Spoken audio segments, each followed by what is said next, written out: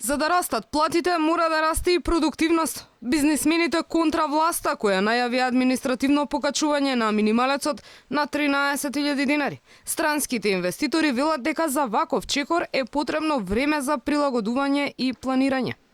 Прво мора да ја зголемиме продуктивноста, а потоа ќе ги зголемиме и платите. И тоа е вистинскиот начин на кој што треба да се направи.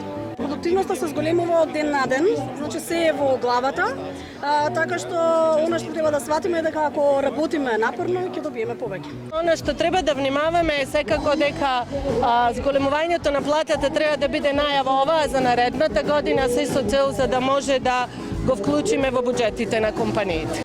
Економијата во првиот квартал порасна за 4,1%, што според бизнисмените е позитивен сигнал, но за стабилен и долгорочен просперитет се потребни структурни реформи. Советот на странски инвеститори подготвил пакет мерки кои ќе бидат доставени до владата. Работиме интензивно на предлог мерки кои што ќе дојдат од страна на комората до нашите партнери во целокупното постоење, тоа се представниците на власта, за да може да се најде соодветно решение за процесот на зголемување на платата да биде континуиран процес.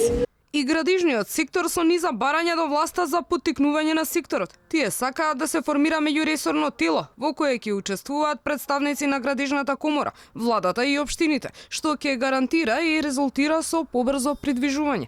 Државната статистика објави дека економијата се зголемила за 4,1% во првиот квартал и покрај сериозните проблеми со кои лани се соочуваа производителите, пред се јаболкарите и градинарите.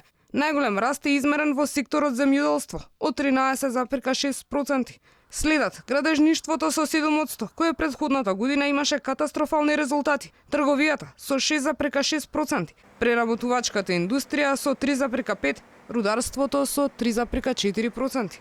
Секторот уметност, забава и рекреација стагнирал, односно растот бил 0%. Намалување на економските активности имаха и финансиски дејности од 1,1% и информации и комуникации од 0,7%, што според познавачите веројатно се должи на зголемениот персонален данок на доход.